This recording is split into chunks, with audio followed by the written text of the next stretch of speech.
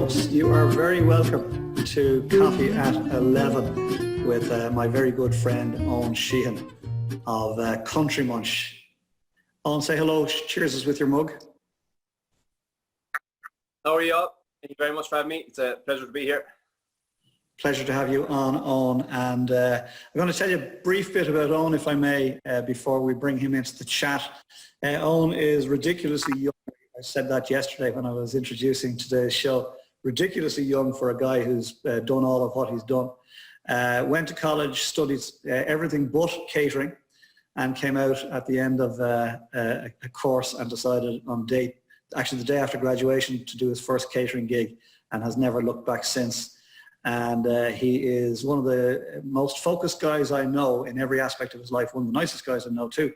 Every aspect of his life lives a family, wholesome family life out in County Limerick, and he runs a business called Country Munch, which he set up, and unbeknownst to him, it is a dark kitchen. The dark kitchen concept has overtaken what he started some years ago. So I'm going to bring Eoin in here, and I'm going to ask Eoin, on behalf of you all, a handful of questions, and as ever, this is the wave, this is the well done, Eoin, this is the deaf community clap that we use on Coffee at 11. So whenever you say something astounding, you'll see all this going on. But I'm going to ask you to introduce you, the person, first. We'll get to the business piece in a few minutes, and the business interview will be around pre-COVID, through COVID, post-COVID, and then we're going to go for a tip from you, and then we're going to go to Q&A from the floor. So my very good friend, Eoin Sheehan, welcome to Coffee at 11, and please tell us, who is Eoin Sheehan? Yeah, so listen, thanks for having me here. As always, I've been a big fan, so it's nice to finally share the screen with you in peculiar circumstances. But I suppose what we do is that, and this is what we're doing at the moment. So my name is Eoin Sheehan. I am 20 years old. I'm from Limerick, out in West Limerick. I went to school in Limerick, I was in college in Limerick, and I studied chemical and biochemical engineering. So very, very different to what I do now. I'm not too sure why I studied that. I was good at science, I was good at maths, and my friends were going to UL, so I said I'd tag along with them. Always really into health and fitness. I've always played sports, and that intertwined with living out in college. I think all that fueled the backstory and to who I am today. I suppose without getting into the business side of things, how it started maybe is a good element. Is that I lived in the university, wasn't really into cooking, just was playing a lot of sports. I lost a lot of weight, I think, which was a significant factor as to why I got so much into cooking, because I lost about 25 kilos over the space of about 6 months, and that was down to purely teaching myself how to cook, learning more about nutrition, and that kind of that element took over for me. I've always been quite obsessive, I think is the word. Anything I do, I tend to put my whole focus and my whole efforts into it, whether that be sports or business or any events or anything like that. I tend to become obsessed with an element or obsessed with an idea, and it goes that, which is often a negative and a positive. But I got more involved in that, and I was prepping my own meals at home. So I would cook like 5 or 6 dinners. I would lay them on a table. I put a photo up on social media. Thought nothing of it. It was purely just to share the food, share the recipes. There was no game plan to it. And a friend approached me, and he said he worked shift work in Limerick.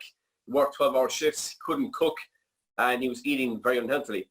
So he offered me a tenner a meal. He looked for 5 meals in the week, 50 quid. I was like, not a bother, that's grand. That will give me my money for Thursday night in college. So I started doing that. So, 6 meals became 12 meals. Again, posting on social media saying that I was cooking meals for John, who is actually still a customer today, which is great. And he's a good friend of mine. We often laugh about it. But his friend came along, so 6 became 12, became 18. And then more and more, and I'm lucky in the sense where I had a grasp of social media before it was really the done thing, and not in a sense where I went out with the intention to sell on social media. It was very authentic. I was just putting up recipes. I essentially was just showing off. You know, I was just putting recipes. Here's what I cooked today. Here's the recipe, and it just snowballed. Fantastic. You're feeding all and sundry, everybody around you. There's no game plan. You're still studying your engineering, etc. And roll forward to graduation day. What happens day after? And that's, if I'm not mistaken, the start of Country Munch. And then take us through the Country Munch journey up until COVID hit last couple of weeks ago, will you? So yeah, I graduated on a Thursday. We were in production up to this. We were essentially a functioning business while I was in fourth year. But the day after graduation was the first day that I didn't have the safety net of college. You know, it was never really any risk or danger because I was in college, so I had this safety net of a degree and whatnot. So it was just a hobby more so than anything. So I graduated on the Thursday. On the Friday, we catered for, I think it was 150 people. Oh, we still didn't have any staff. Obviously, it was just myself.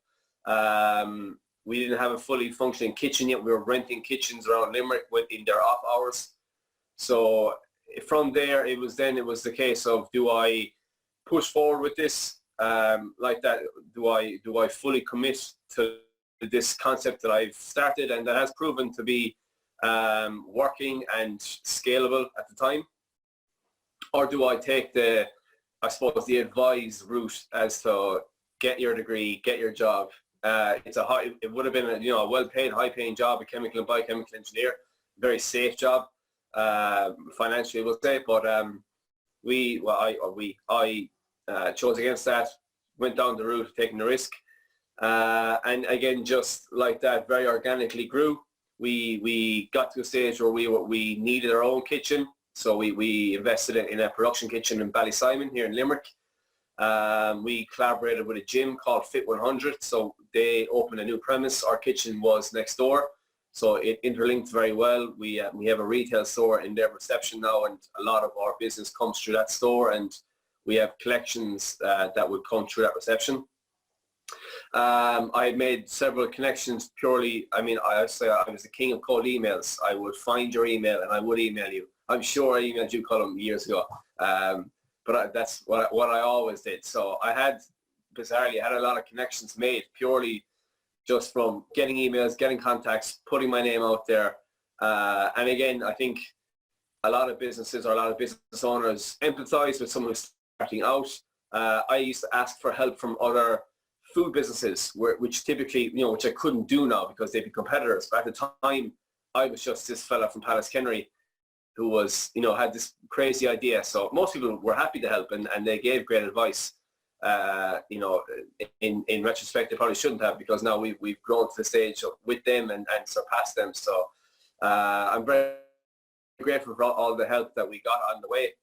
And we just grew, kept going and going. We linked with a lot of teams. So we got contracts with the Limerick hurlers, Limerick footballers, Kildare senior hurling team, the Munster Academy, lots of rugby teams around Limerick. And it's been just this insane momentum that has just kept rolling and rolling, and the snowball gets bigger every year. And this was all going swimmingly up until obviously a few months ago when the COVID-19 kicked into place. So that pretty much brings us up to now. Well, some journey on. A couple of things I made notes of, if I may. The king of cold emails. I love that. That's the king of cold calling. I see young Ian Hannon on the call, and the difference between Ian and yourself is probably about 2 decades actually. But anyway, it's the fact that you're a millennial, right? And so you reached out electronically. Back in the day, we would all reached out, and I see PJ Holmes on the call too. So welcome, PJ. But we would have been into cold calling, shoe leather, and our phone calls. So king of cold emails, social media. You said something earlier that you just were authentic, and you are authentic, and it's just you. This is me. This is what I do.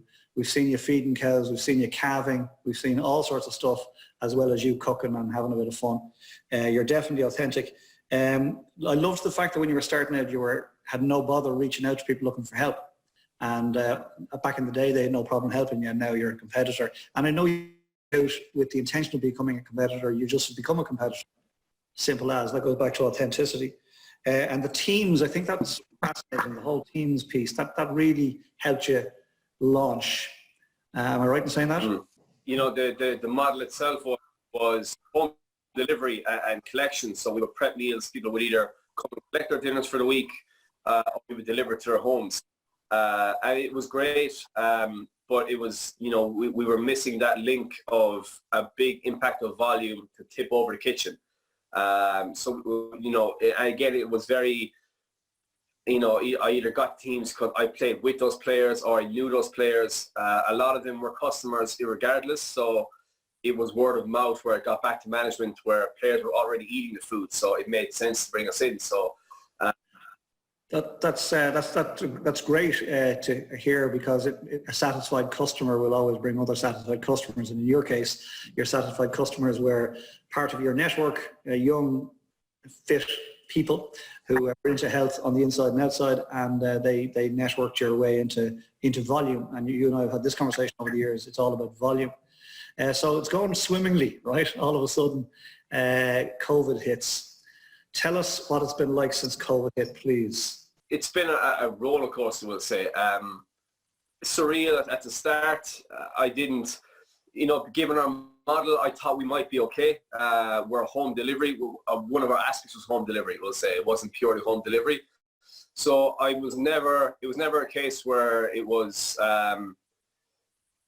doomed. You know, I always thought, okay, there might be an element of here that we could tweak. We're still a service that is in need. So it was more so a case of, let's see how things play out. Let's see what the government guidelines are.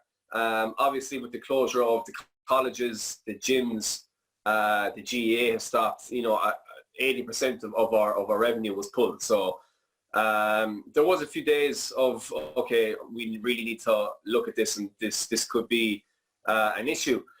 Luckily, I suppose a lot of people were proactive in the case where they sorted their finances out fast. We spoke to landlords, we spoke to banks, we spoke to a lot of people to risk assess and minimize the damage that could have potentially happened.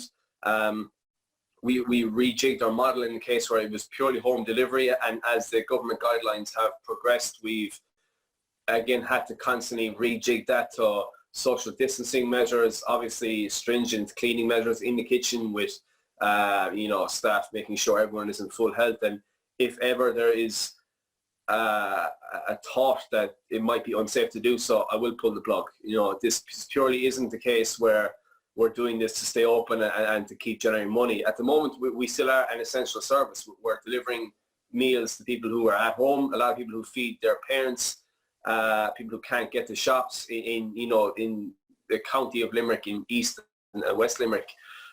So in my eyes, we still are an essential service, and for as long as we can provide value, we will continue to do so.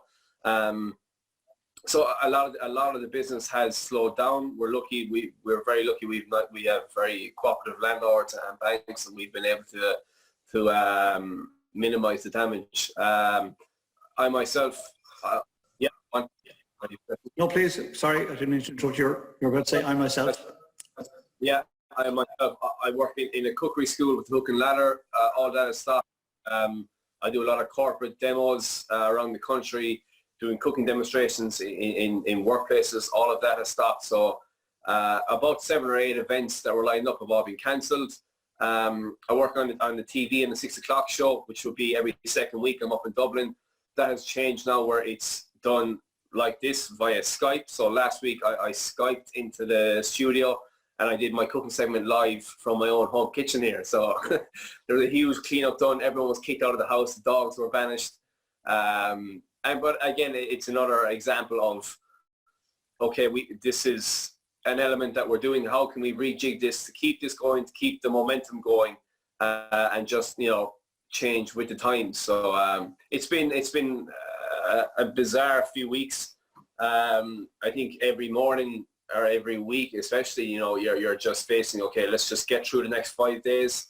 and we'll reassess and see where we are next week. And that's what I keep telling customers who are and asking, are you open? I'm saying we're open definitely for the next few days. I'll let you know next week. You know, that's just the continuous. I love it, on. I love it. A couple of things came to mind there. I'm reading between the lines here, but I think perhaps you had a bit of a speed wobble when 80%, I mean, that's a huge fall off. 80% of your volume fell off overnight because the gyms closed, the colleges closed, etc. And that situation's only, getting worse with lockdown. So your hook and ladder stuff, and forgive me, I didn't mention that at the top of the show, but you've done it. You know, your cookery demonstrations, you're a master at that. Master at filling rooms and doing live cookery demos, etc. You're the TV Chef of the Year. No, you're the RSVP Chef of the Year 2019, if I'm not mistaken. And TV, correct, yeah. TV Chef regularly on Virgin Media Ireland, the 6 o'clock show. And tell us about going live and doing a live stream last week. How did that work for you? Yeah, it was great fun. Lucky in the sense where I talk for a living. I could talk to the wall if it would talk back to me, you know. So the element of going live wasn't an issue. I was more than happy to do it. It was just a case of making sure that, you know, connections were good, that they could see what I was doing. And, you know, it's live TV. So if I'm doing a stream, you know, on my own socials, you know, a couple thousand people will be watching. This is, you know, potentially 100,000 people. So I was really making sure no dogs ran into the kitchen, no cousins or aunties came knocking on the door, or anything like that. So there was a lot of precautions put around the house, spotless, but not ran seamlessly. Again, I had a lot of work. You know, the food was all prepped. I did a carrot cake; it was already cooked and done. So I had minimized the risk of failure to the final degree with that segment. It was just make sure the camera's running, make sure I don't incriminate myself on live TV, and then just serve it up. I love it. I'm loving your ability to reimagine and re-engineer at speed. I mean, it's just, you know, you're going at a rate of knots. I also love the fact that when you do your own stuff on your socials, you just threw it in there. Sure, a couple of thousand people might be watching, right? But all of a sudden you got into the big time and it might be 100K watching. So you operate in a very different league to the majority of us here. But the reason I put this show together, and it's great to have you on, is to get real people like you to come on and share their journey. And everybody's journey is going to be different. The one thing we all have in common at the moment is COVID-19.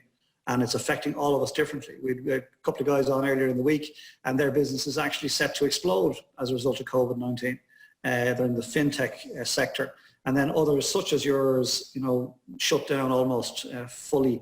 And we got to reinvent and re-engineer and reimagine what the future might be like. What the future might be like.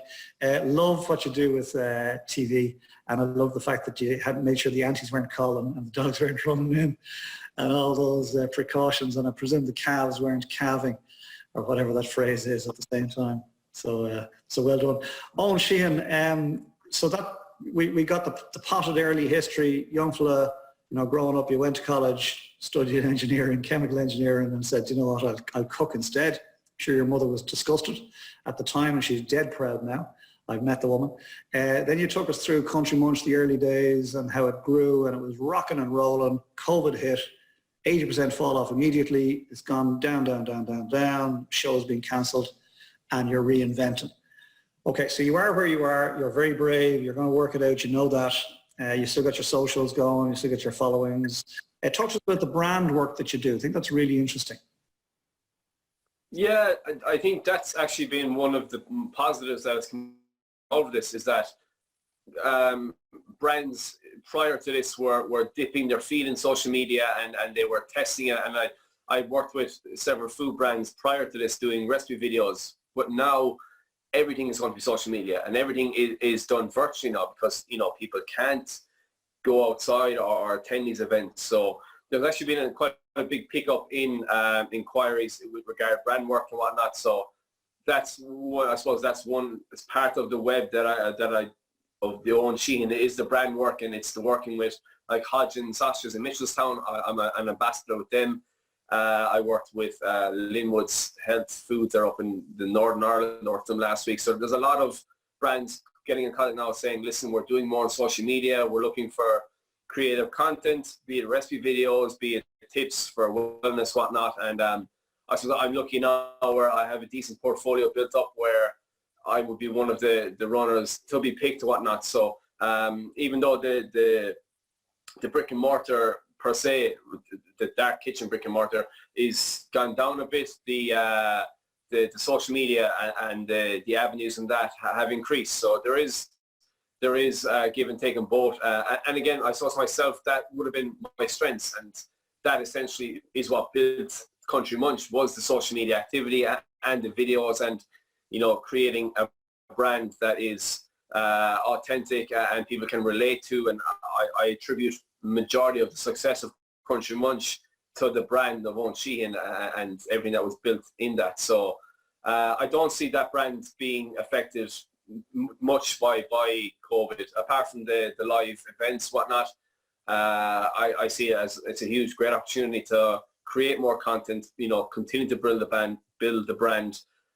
There's never been more eyeballs online, which is huge. Usually we're looking for ways to get people engaged, whereas now we have the engagement. So it's a way of, okay, now that people are here, how do you capitalize on it? How do you give value and give content? And it's been great. The last weeks have been great. More people are cooking, more people are exercising.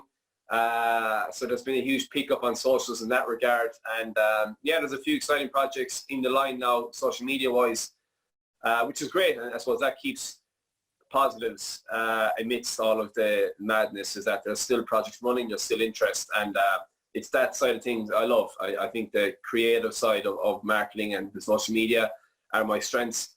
And that's really where I want to push forward. Great stuff, on. So in one sense, COVID is a bit of a boon to the brand Eoin Sheehan, in that, as you say, there never have been as many eyeballs online, and all brands are looking to create an online presence, and you've already established yourself as a credible ambassador in the food sector. So working with several companies as the brand ambassador. What does that entail? Is that where you're creating videos and stuff, is it?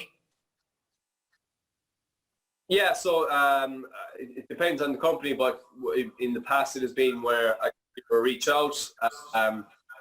Usually there's a lot of contact prior to see when my brand aligns with their brand. Important things I would put a lot of time in is if, it's something that I'd be comfortable putting my face to. And there's been a number of ones that I've said no to just because it doesn't align with what my ethos, it doesn't align with what I do. It wouldn't make sense for me to post it. It would purely be a money grab.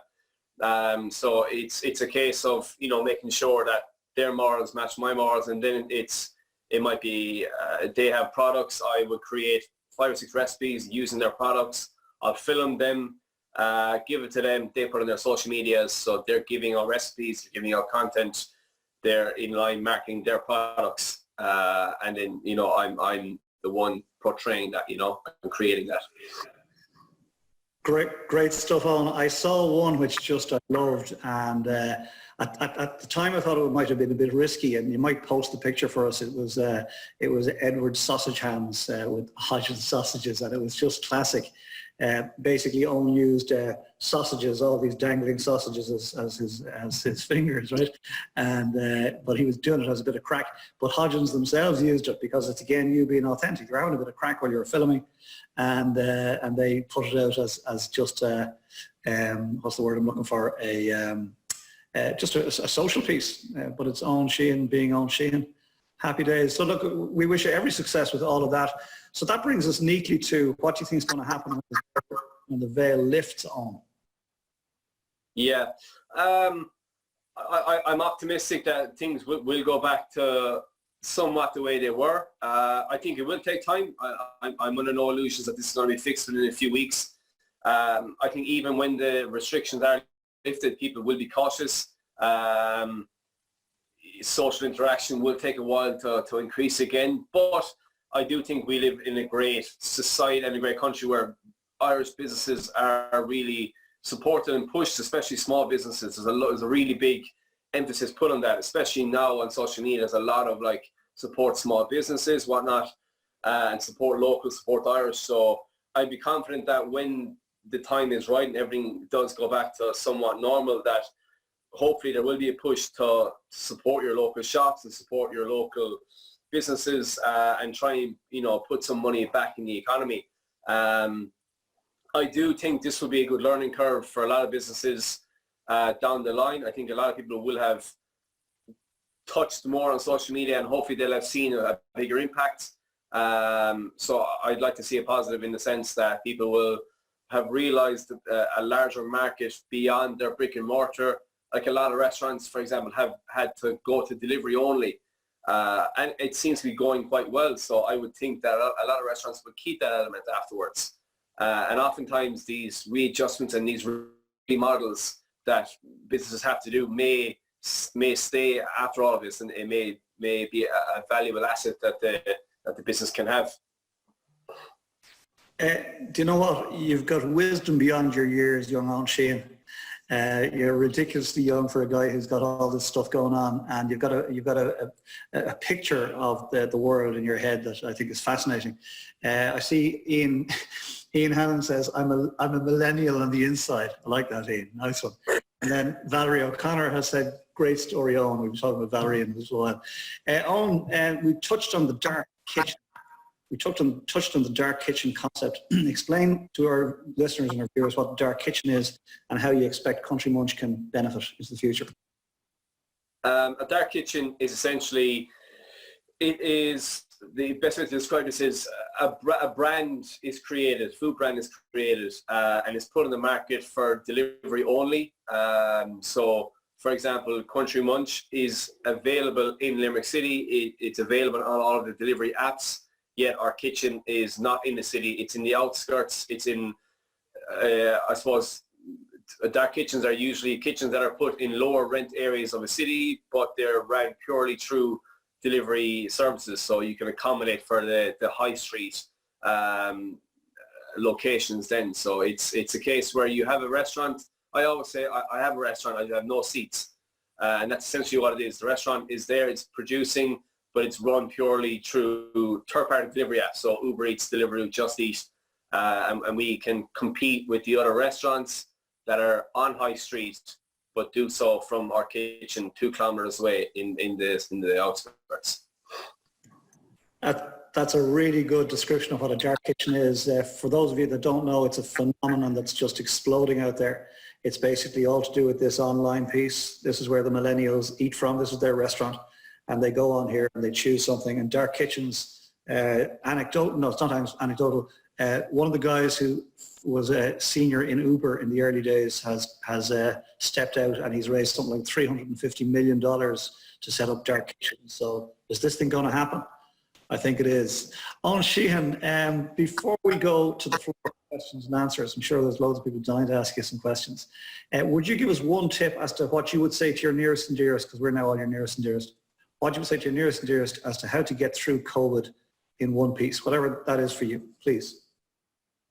The biggest thing for me has been routines. I'm a creature of routine, prior to all of this. So again, with all of the changes, trying to find a routine again has been super important, and it keeps, it makes it easier to get up when you have, okay, I need to do X, Y, and Z. So exercise is a huge part of that routine. I think it's more important than ever to be getting outside, obviously within the 2 kilometer radius, but getting some fresh air, getting some exercise, moving your body, clearing your mind, and scheduling that into somewhat of a routine on a daily basis.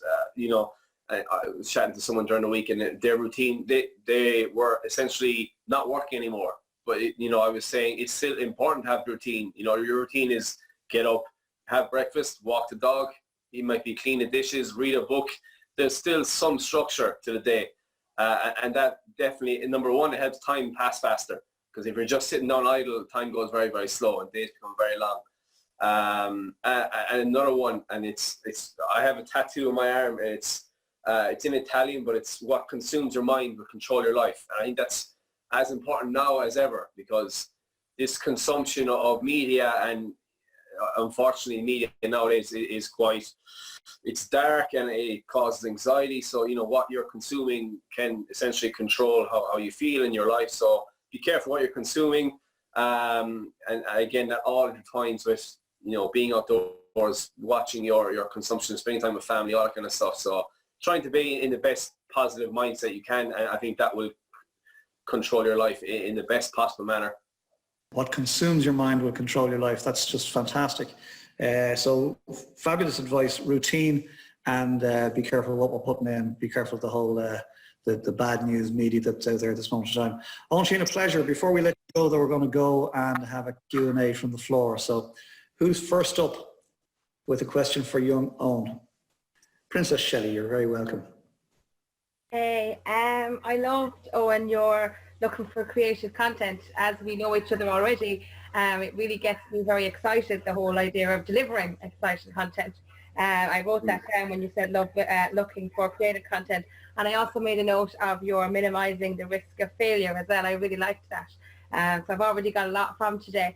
I suppose, I don't even know if the question I have will be helpful to anybody, but as is a recurring theme in your work is that you've achieved so much in such a short amount of time. Your age is something that gets mentioned a lot. Like, if you can imagine, and I can assure you it's very, very quick, if you can imagine being where the rest of us are in your 40s or 50s or whatever, late 30s, I'm not making assumptions on anyone's age, but what do you imagine, hypothetically, that you will attribute your success to looking back? What single characteristic do you think that you say, do you know why it went well? It's because of, if you could, do you think summarize it? Yeah, it's a great question. Thank you for that. Sorry. I think I'm very lucky in the sense that I started all this when I was like 17. So maybe it was ignorance and immaturity where I didn't see any pitfalls. It was like, what's the worst that can happen? And I've held that mentality all the way through, because I always tell myself, you know, I commit to this. What's the worst thing that can happen is I'll turn 24 next year, or I'll turn 25, or I'll turn 26. So I've always had that, especially from young. It was always a case where, listen, you're only 17, go for it. What's the worst that can happen? So I would attribute a lot of that to not being afraid to take a lot of risks, a lot of chances. Even like the things for an 18-year-old to start talking to his camera and start talking to his phone and making YouTube videos. I mean, that took me about 6 months to build up the courage to do. But, you know, in hindsight, I made about over 200 YouTube videos, all recipes and me vlogging and talking to a camera. But I think all of that has now led me to having such confidence speaking on TV and speaking on different platforms. So again, there was the initial slowly introduction to video stuff and taking the plunge to put myself out there. It's probably the biggest thing. And again, for anyone who's a young age, you fear being judged. So I think that was something that took me a while to get over. I've had very supportive friends and family. I always say, like, I was overweight as a kid, but I was never bullied because I was the biggest kid there, so no one ever bullied me. So I think that has played hand as well. So I didn't fear failure in a sense. Obviously, I'm not naive and I don't just take risks willy-nilly. I do think I'm a good risk assessor. I'd always weigh up pros and cons. And yeah, I'm lucky to have found what I really enjoy to do from a very young age. So far, you know, I might do something next year that I actually love and change everything. And I'm very open to that kind of stuff where I have no issues with pivoting and no issues with readjusting the model of the business or whatnot. I mean, if someone said, do you think you'll see doing Country Munch in 20 years' time? I have no idea. If things change, things change. And I'm quite confident that I'm reassured in myself and what I do, that I'll always just keep doing what I like doing. I've always had this thing where if the day I stop enjoying it, I think I'll stop doing it, you know. Ultimately, long term, I'll obviously have bad days, but if it does become a case where I'm really not enjoying what I'm doing, and like that was kind of like college. I knew I didn't like engineering. I didn't like being an engineer, so I was kind of like, here, I'm not going to do this. I need to find something that I do enjoy. Pardon my French, Colin. But it was a case where I started cooking and said, oh, I like this, so okay, I'm going to commit to this. This is fun. I enjoy this. This doesn't feel like work. Obviously, took the risk assessment to not drop out of college, so that was the bit where it was the more mature side said, okay, stick in college, it's a bit of a safety net. But again, I think all those factors built up to where I am now, and like I said, I think I still have plenty of time to fail. I'm only 23, so things could go very wrong. Like nobody told you that you couldn't, so you did. So I think certainly I think there is a lesson that we kind of all have a responsibility not to tell somebody, despite where they are in their life, not to tell them that they can't do something, even though you were there studying something else, and because no one told you that you couldn't, you did it. So, and you certainly, as somebody who has kind of a pre-existing familiarity with you, you're always very giving like that, and always very, you've sat down with myself and had a few one-to-one coffees, and it really shows your passion for what you do and your desire to kind of help others, as Colin has introduced the notion in the past of serving and not selling. And I think that's why you're so adaptable to change, and why you will continue to be such the raving success that you've become. Well said, Princess Shelley, and thank you very much for that. And on a great question, Michelle, and great response. On another question from the floor. Some people have put some questions in the chat, but who'd like to ask one live? Okay, that's my cue to go to what's been put in. A millennial on the inside says, my connection's a bit sketchy, but maybe you can ask this question, Yvonne. What can we all be doing in the coming week to build our brand while we have a bit of time? That's from Ian Hannon. Yeah, that's a great question. I think the most important thing to be thinking about now is we all have time now. We all have 2 weeks of lockdown to sit down with our thoughts and sit down with what we're doing and sculpting a plan to put in place. So the question varies depending on what your brand is. I'll give you an example of what I'm doing is, my content is food, it's recipes. So I'm currently writing a cookbook and a recipe book. That's a portion of my day. Brand-wise, content-wise, it's creating videos. It's interacting with my audience, which is a huge thing. Something that I would always emphasize any brand to do is interact with your followers, interact with people who you may work with or who may be associated with you. So instead of just throwing up recipes left, right, and center, I will ask what recipes people want.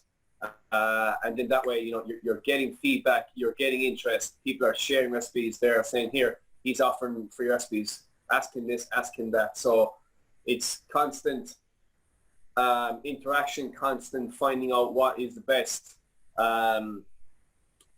content to give out. And again, ultimately, the reason you're giving out content is to give value. So you may as well be giving value that will be appreciated, as opposed to guessing that this might work well or this might work well, or only doing content that you enjoy but doesn't have much value. So the best thing to do with your brand is, number one, I think really establish where your value is given. I think video content is extremely important. Just because that's where people's attentions are, is a video is far more impactful, in my opinion, depending on your brand. Unless you're a writer or a blog, then a blog is your aspect. But I do think every brand should have an element of written, an element of video, an element of visual photos, and you're appealing to different demographics, different audiences, and then, see where your value is, and then double down on that. Get content scheduled, get ahead of yourself, so when things start picking back up, you have a library of data written, you have a library of photos made, and you can just pick away from that and drip feed it out. Great question, Ian, and another great response on. But I think Ian is asking the right question of the right man. This is your bailiwick. This is what you do brilliantly. You do it in your, comes out of your fingertips. You do it in your sleep almost. Valerie O'Connor said, dark kitchens became a huge part of the New York food scene for that very reason, lower rents but great food. Thank you for that, Valerie. She also said she wouldn't come on because she got her morning face still on, so maybe not supposed to make it. The other one then, Patricia said 100% to everything that's gone on, and Vicky, who had to leave us, said, I love your positivity. The future is looking good for the next generation with you and people like you at the helm. So happy days. That's a lovely thing to do. And Patricia's just come in with wishing you all success in the world on winner's attitude. And with that, I'm going to ask everybody that we would give you the coffee at 11 clap, deaf community clap, because everybody's muted, just to say it's been an absolute pleasure, Eoin Sheehan, having you on Coffee at 11. Thank you for that. We wish you every success into the future.